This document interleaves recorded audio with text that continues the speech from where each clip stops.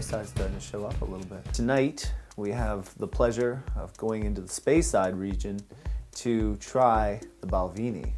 And this is not the Balvenie Double Wood 12 that is on everyone's list and is really well respected and considered one of the best scotches that you can acquire for single malt. Tonight, we're gonna be going somewhere a little bit different. So tonight we have the triple cask. This one came from Beijing, duty free. So thank you, Eric, most appreciated. So triple cask, as far as I understand it, it means that you have 3 different casks. One is a bourbon American sort of first go, so that it's new wood. The second cask is a sherry cask, which is also like pretty fresh.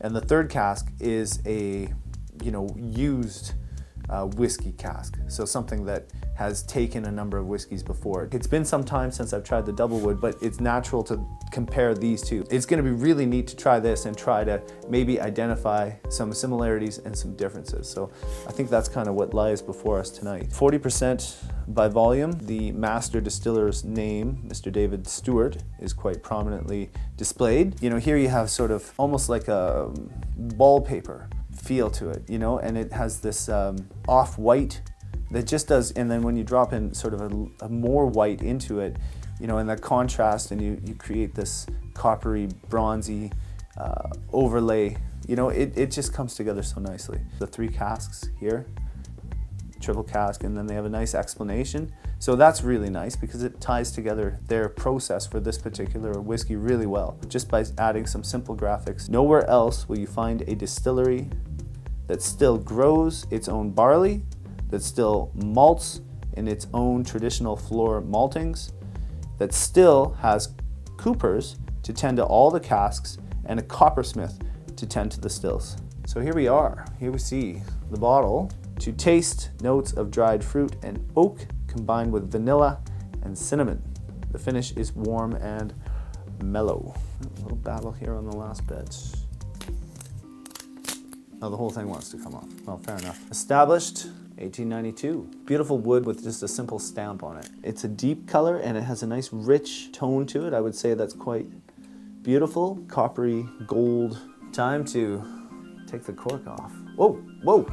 It just exploded off. It wanted to come off. Holy smokes. No resistance. Let's try it again. Just a few hints as the spirit releases itself into the confines of the Wee Dram. Time to see what this might look like in the glass. No mud, no brownness to this. I mean, it's earthy, dark, coppery gold. And when you move it, you do have legs, but they aren't super pronounced. A little bit toward the floral, natural, sort of sweet, nice apricot kind of thing going on. A little bit of that vanilla base, or sometimes vanilla and flowers cross over for me somehow. I don't smell any spice, I don't smell that portion, but I certainly feel like it's the vanilla in the wood, sort of touched by the honey that comes through on the nose. And it's always fun to see if all that nosing and if all that anticipation of experience comes to fruition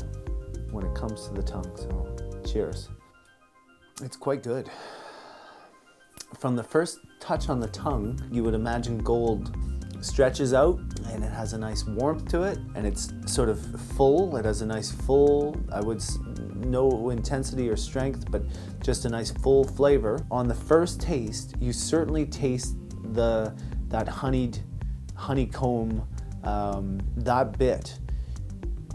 It's funny because when you smell it, you smell vanilla, and when you taste it, you taste honey. So there's a disconnect there, or a changeover. So I don't know if one of the whiskey or one of the casks are playing one role with the nose and another is playing with the taste. And then the last thing to mention is, of course, how it finishes. And I want to have one more sip. A nice medium finish. On the second taste, less so much of the honey, more straight into the wood. One thing that's interesting is the sherry is not a big player here. If there's a time where you feel the sherry or really note the sherry, it might be right in sort of the final stage. I mean, it is a triple cask, so I think 3 sips are in order here. On the tongue, on the taste, a bit less of the sweet, but you can feel it. And then on the finish, maybe just a nice heat and just a touch of the sherry wood to close you out. Usually what we do is we know the price, and therefore we can compare it versus the whiskeys that we know, and that creates a nice little algorithm from which we can begin to decide how many stars it's worth. So in this case, it's really tough.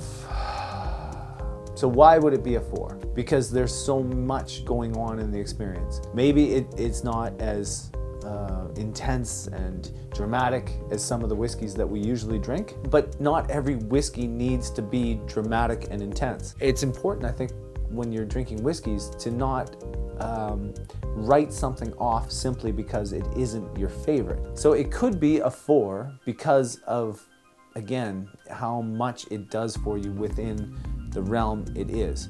It might be a 3 because the price point could drive it down to a 3. For some reason, that just doesn't sit well with me at this moment. 3.5 would be an easy score. I don't know if I can take it to a 4. You don't want to give out a 4 just because, you had a bit of a night. Holy smokes, this is tough. This is tough. I have to give it a 4. I have to give it a 4. I just think it's better than a 3. It just provides a little more. Boy, oh boy, is it a 4? That means it stands up to the likes of some pretty good whiskeys. I'm gonna stick with it. I'm gonna go with a 4. This whiskey does an excellent job on the finish. It does a nice job on the nose. It has some interesting flavors. They might get a little bit lost in the middle somehow, and perhaps that is why this whiskey is not a 4. What is a 4? What is a 5? What is a 3? 3 means you're in the middle of the pack. If a 5 is the nectar of the gods, and if a 4 is something you have to have, a 3 then means that you can do without it and yet still find something great in it. There's no shame in that. Perhaps if it was a reasonable price point, or perhaps if it had just a little more going on, it could reach that next plateau. But I think we're gonna keep it right at level 3. Balvenie, you're still awesome, but tonight you're only a 3. Wee Dram. It's a bit harsh. You're only a 3. Only a 3. Stay there. You stay there. It's heavy. I'm gonna lose it.